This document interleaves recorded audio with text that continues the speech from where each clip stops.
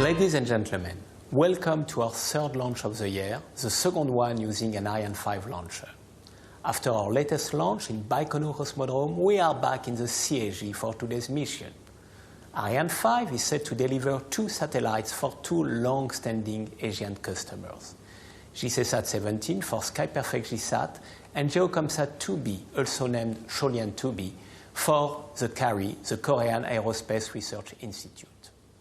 For this 250-second launch of an Ariane vehicle, Ariane 5 will place these satellites into a geostationary transfer orbit. Once in space, GCSat 17 will separate first and GeoComSat 2B will follow a few minutes later. The mission will last slightly more than 31 minutes. For having entrusted Arianespace with the launch of GCSat 17, I would like to thank SkyPerfect GSat. It is already your 20th bird about to reach the stars thanks to Arianespace, strengthening our close partnership that goes back to GCSat first, launched in 1989. It also represents the 32nd satellite launched by Arianespace for Japan. Once on location, GCSat 17 will deliver flexible, high-bandwidth communications to users in Japan and the surrounding region, enabling assured telecommunications continuity during disaster management. For the manufacturing of this next-generation satellite, Arianespace is grateful to Lockheed Martin. GCSat 17 represents the 47th spacecraft we launched together. For other passengers, I would like to express my gratitude to Kari for having developed Sholian 2B and selected Arianespace to launch this spacecraft. This satellite will be the 3rd satellite we launched for the Korean Space Agency since 2010 and the 8th for South Korea. As part of the GeoComSat 2 national program initiated by the Korean government, GeoComSat 2B will be dedicated for Earth environment and ocean monitoring missions. It will join GeoComSat 2A mission in orbit, launched in 2018 with Ariane 5. Our Ariane 5 number 108 is now ready for liftoff, so enjoy the show. That was Stéphane Israël, Chief Executive Officer for Arianespace. And I have the great pleasure of having Luce Fabregatz by my side. She's the Executive Vice President for Missions, Operations and Purchases at Arianespace. Good evening, Luce. Thanks for being with us. You will soon be taking your place in the flight desk behind this pane of glass. And I'd like to know who's going to be with you and what will all of you be doing? Well, there are 4 of us on the flight desk. We have on my left Roland Lagier, our Chief Technical Officer, who will declare at any moment on the flight worthiness of the launch vehicle. And on my right, our VP for Guyana Operations, Bruno Girard, who is a perfect interface and who knows all the local industry and the authorities here. And we also have the 4th person tonight, a female representative of our marketing department. So we are the flight desk, and in front of us we have representatives from the spacecraft, and on our left the management representatives of CNES and CNES teams for all the range activities. Thank you. So, as you said, there are 3 different sides to a launch. Yes, well, a successful launch is a perfect connection between the satellites that need to be ready to tonight, the space base, which provides all the services that will help us track the launcher, to have good weather, to guarantee safety and security for everybody, and last but not least, the launch vehicle. And the launch vehicle is not represented here, but we hear that in our headsets, and information is sent to us directly. So we have information about all these 3 components so that we can make decisions. Everything's running perfectly here. Each component is following its plan as expected, but if there were a difficulty with one of the 3, then we would need to make decisions to continue with operations or to postpone them. Thank you. That's wonderful. Thanks a lot. I won't detain you any further, and I'll give the floor back to Joshua. Countdown proceeding normally. 8 minutes to go for the Asian charter. Tonight, launch window tonight about an hour. Normally a standard window 45 minutes, so we have plenty of time. At the top of the broadcast, we always like to present some of the key players who make the mission happen. A look first at the Arianespace program directors, Alina Sentinai for JCSat-17 and Thierry Pham for GeoComSat 2B. Every Arianespace customer has one sole point of contact, the program director. Two others you'll be seeing today, and especially hearing from one of them, the mission director, Bruno Aaron from Arianespace, alongside the range operations manager, that's Bruno on the left, aka the DDO, Jacques Mongis, tonight from CNES. You'll be hearing a lot of him tonight because he makes all the key announcements. Attention pour la séquence finale lanceur. He's going to call out the 7-minute mark. Top, H0 moins 7 minutes. Okay. Et voilà, comme vous venez de l'entendre, nous venons As you've d'entrer dans la just séquence. heard, we have just started the synchronized sequence. For the synchronized sequence to be initiated, all the parameters that you can see on the board behind me must be green. The information you have there is about the launcher, the satellites, and all the other requirements before liftoff. We will be lifting off in approximately 6 minutes. All the indicators are green. Tonight's satellites arrived in French Guiana about a month ago. Let's share some of the highlights with you. The launch campaign started on the 6th of January with the arrival of the lower satellite, GeoComSat 2B, at Cayenne Félix Éboué Airport and its transportation to the S5C preparation payload facilities. Standalone activities were performed until the 24th, day of its transfer to the hazardous payload facilities S5B for the propellant loading operations. The arrival of the upper satellite JCSat-17 at Félix Éboué Airport was on the 16th of January, in the morning of the successful Arianespace previous flight VA251. It was immediately transported to the S5C preparation payload facilities. The fit check started with its flight adapter right after on the 17th. Then, JCSat-17 carried out its health checks until the 25th, day of its transfer to the hazardous payload facility S5A. The launcher campaign started on the 8th of January for integration and control operations in the launcher integration building. The launcher was then transferred to the final assembly building on the 30th of January. The Ariane Group, Arianespace and ground industry team, totaling roughly 300 people, then worked intensely to be on schedule for this Ariane 5 launch in its ECA version. Every day, a progress meeting with industry leaders helps review the day's operations and those scheduled for the next day. This meeting also helps quickly address potential difficulties encountered during the day.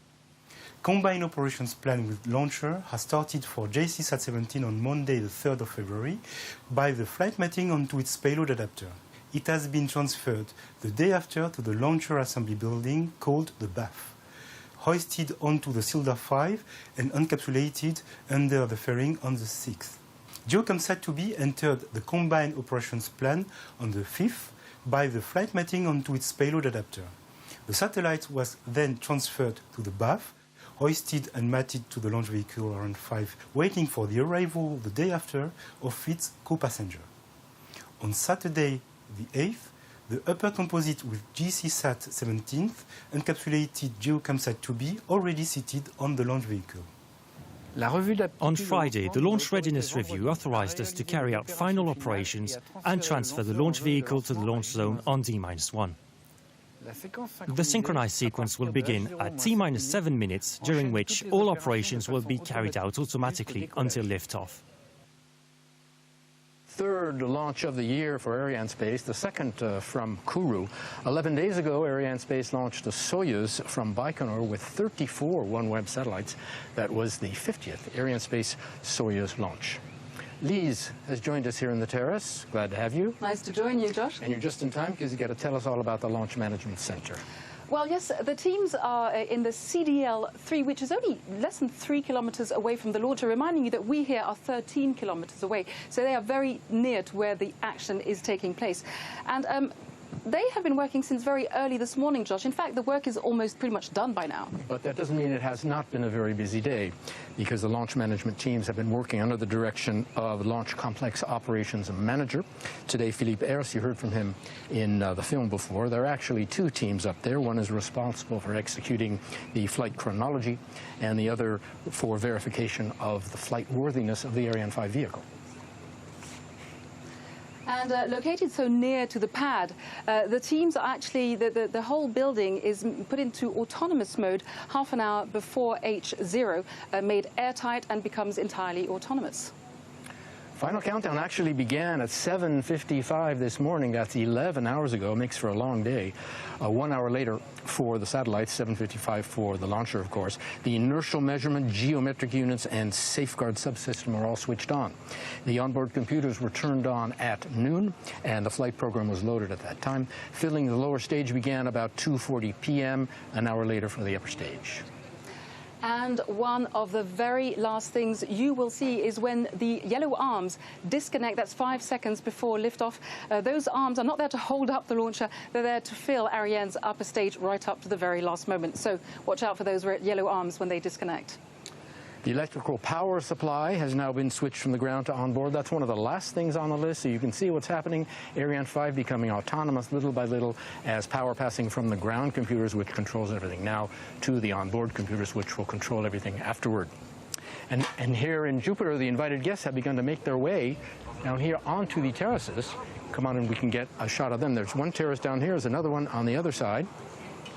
See them down there. They're going to have a fine view of the liftoff. Absolutely. And of course, those who aren't lucky enough À tous de to be DDO, here. attention pour moins une minute. DDO about to announce the 1 minute mark. So those who aren't lucky enough to be here at the Jupiter Center, a lot of people in Kourou love to simply hang out at the beach. That's one of the best places from which to watch the liftoff. And we're into the final 60 seconds. Give us a chance to say hi to all of our friends, people watching Japan and Korea, our friends at Sky Perfect JSAT, at Kari, at Lockheed Martin in Denver. Hello to all of you. To Arianespace in Evry, and to the local French Guiana sites, to our industrial partners, ESA and CNES, and to all of you following on the internet. We're going to cut away now. We wish you a wonderful launch, and we'll be back with you in just over 1 minute. Enjoy the launch.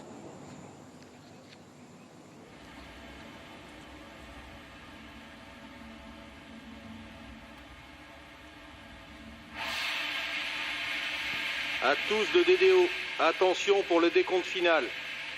10, 9, 8, 7, 6, 5, 4, 3, 2, 1, top. Allumage moteur Vulcain.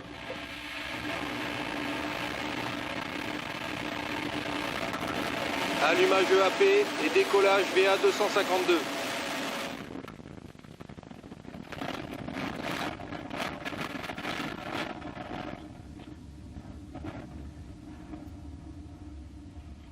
Propulsion nominale.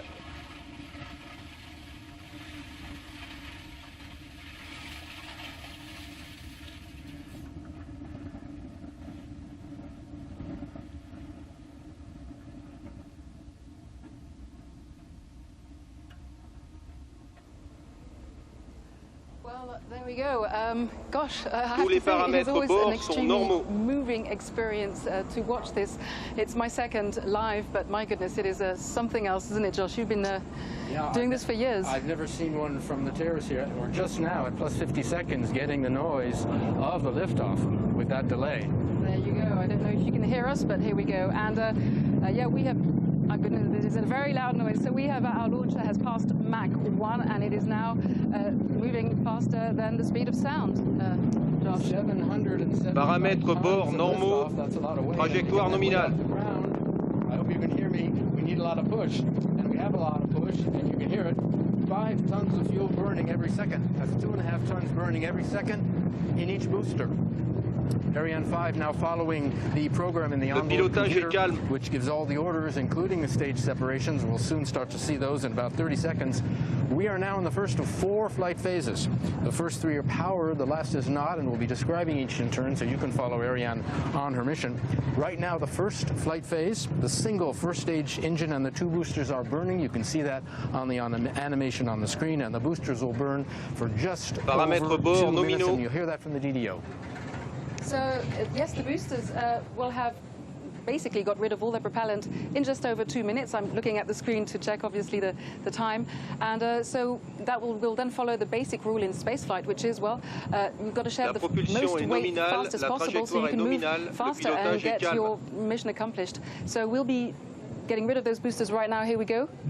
Waiting for confirmation. You see it on the screen. Séparation des étages, accélérateur You à see what it prudence. looks like up there? There is another, there are of course 2 boosters. There's one falling away out of camera range on the port side of the vehicle.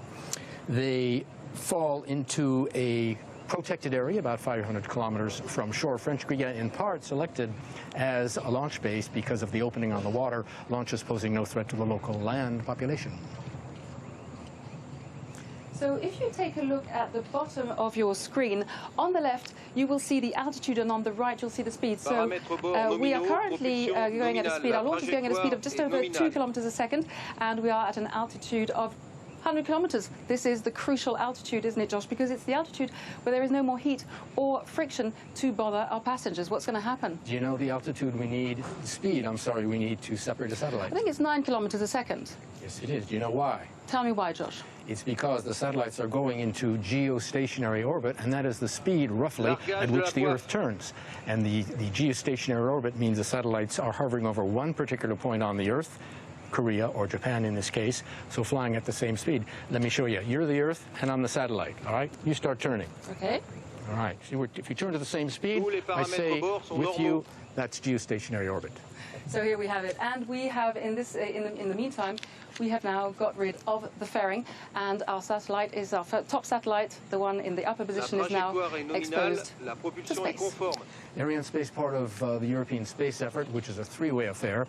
Arianespace, the CNES, the French Space Agency, and ESA, the European Space Agency. Briefly, Arianespace is in charge of operating the family of launch vehicles and marketing the launch services of the program, ESA funding the programs, and CNES coordinating space-based activities. And here you can see on your screens Marianne Claire. She is the new head of the CSG, and it's the first time that a woman has taken on this position. She is in charge of what the French call sauvegarde, in charge of infrastructures and safety, and she will also be in charge of renovating the CSG. This hasn't happened in 20 years since Ariane 5. We have a series of films for you this evening on the customers. We're going to go to the first one, a first look at our first customer, JCSat 17.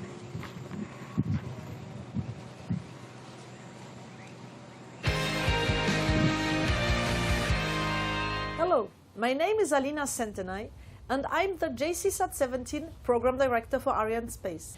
JCSat 17 is positioned on top of the double launch structure named Silda and below the fairing. JCSat 17 will be the 21st SkyPerfect JSat satellite to be launched by Arianespace. SkyPerfect JSat Corporation is a leader in the converging fields of broadcasting and communications. Since the launch of JCSat-1 in 1989, SkyPerfect JSat Corporation and Arianespace have developed a strong relationship of mutual trust. Now I would like to introduce Mr. Fujita, the JCSat 17 Program Manager. Hi, Alina. Fujita-san, could you introduce JCSat 17? Yes, JCSat 17 is a communication satellite that provides mobile communications over Japan and the surrounding region by using S-band and C-band transponders. It also provides communications by Ku-band. JCSat 17 has very flexible capabilities through the use of a digital channelizer and beamformer in order to meet various demands of the end user. Can you tell us more about the JCSat 17 program? Since the program kickoff, Lockheed Martin and JSAT have been working so hard with a very good relationship toward the delivery at the launch site. Additionally, the launch campaign has been very smooth thanks to collaboration between Arianespace and Lockheed Martin. Now I'm so pleased and very excited that we are here today. Thank you very much for the insight, and we'll be back later in the video transmission. All right, our stage is set. You met all the key players. What do you say? It's back to the booth for us. Back to the booth. But a reminder for those of you who are joining us tonight. So this is Arianespace flight VA252. 2 passengers tonight, GCSat 17 and GeoComSat 2B. Let's find out more about our second passenger from project manager Thierry Pham.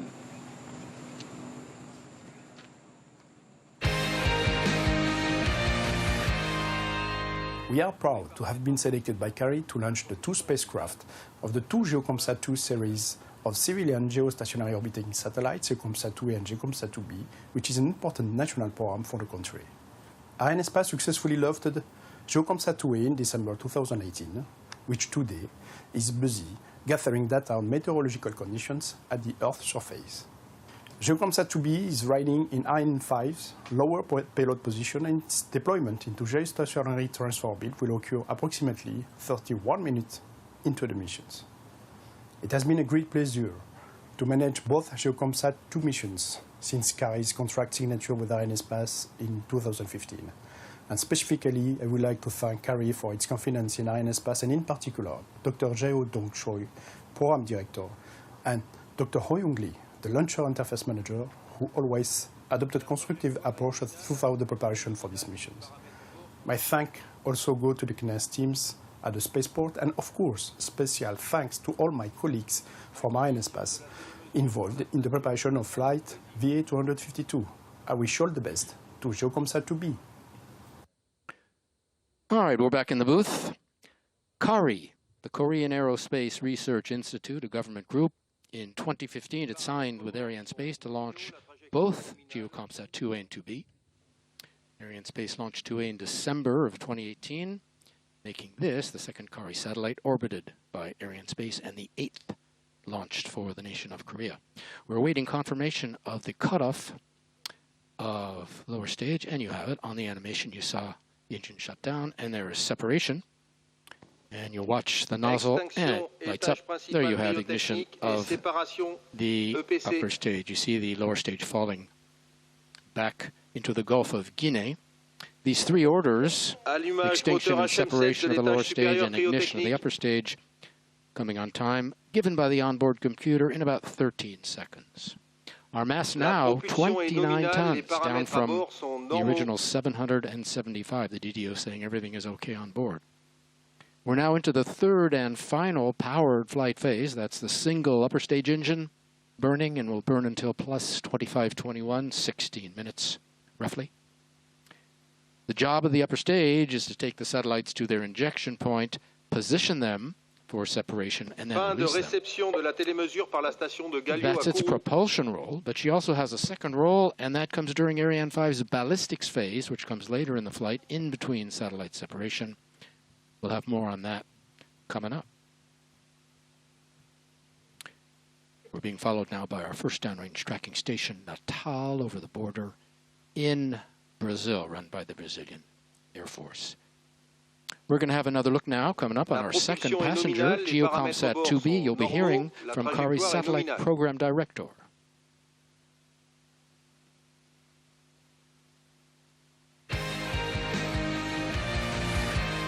GeoComSat 2 program is a national program of the Korean government to develop and operate 2 civilian GEO satellites, GeoComSat 2A and 2B. GeoComSat 2B satellite was also developed by Kari with the support of the Ministry of Science and ICT, Ministry of Environment, and Ministry of Ocean and Fisheries as a 10-year mission life, like the GeoComSat 2A satellite. GeoComSat 2B satellite has 2 types of payload for observing the atmospheric environment and marine environment around the Korean Peninsula. The first payload is an environment payload and ultra-precision optical system for observing fine dust and other materials in the air. It will observe 20 kinds of important information from Japan in the east to northern Indonesia in the west. It will also trace the migration paths of fine dust to analyze scientifically the impact of off-sea dust on the domestic atmospheric environment of Korea.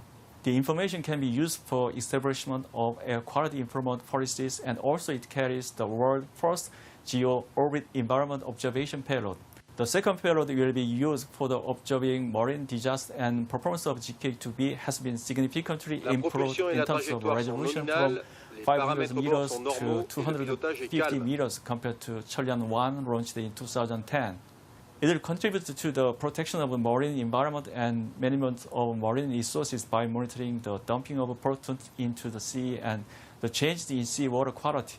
Moreover, it can be widely used for maritime safety and defense activities by observing sea currents and sea fogs. Finally, we expect the launching of GK2B following GK2A to establish a world-class service system for the observation of the meteorological, atmospheric, and oceanic conditions of the Korean Peninsula. Thank you, Arianespace and CNES CS teams, and thanks to all of GK2 program members. GeoComsat 2B arrived here in French Guiana on January 6th and was transferred to the payload preparation facilities here at the base for checks. They're called the S5 buildings. Tous les paramètres bord sont normaux. La trajectoire est nominale. La DDO is propulsion est continuing to say nominale. all is perfect on board, no problems. Arianespace launched Korea's first satellite in 1992. That was KitSat, 40 kilos. Went up on an Ariane 4. KitSat B went up the year after. Arianespace also launched the first Kari satellite in 2010. Fin de That's réception COMS-1, I think de it la was mentioned. télémesure par la A station de telecom Natal ocean au Brésil. observation and weather satellite. It also orbited KoreaSats for Korea Telecom. And the new Vega C, set to orbit another ComSat in the years ahead. ComSat 2A has a weather payload and a space environment payload. 2B, an Earth environment payload, and an ocean monitoring payload. We mentioned the CSG, the world's only dedicated commercial space base. 3 campaigns have been going on at once here, along with this Ariane launch. Acquisition de la Campaigns for the télémesure next par la Soyuz station and de Vega l'île launches taking d'Ascension. place at the same time. CSG chosen as a site in 1964 because of one key advantage, and you can guess what that is: a large opening on the water, 50 kilometers of Tous les coastline. paramètres bord sont normaux. La A trajectoire et musical la interlude propulsion now sont for nominales. more on GeoComsat 2B.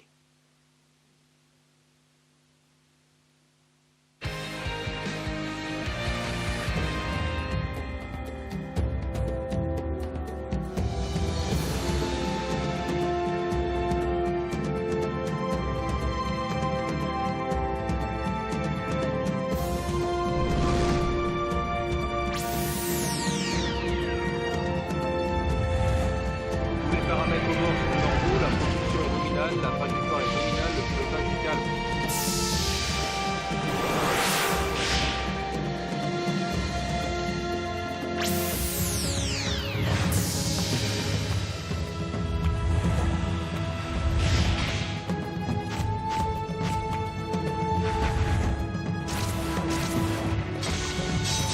Paramètres bord nominaux. Trajectoire nominale.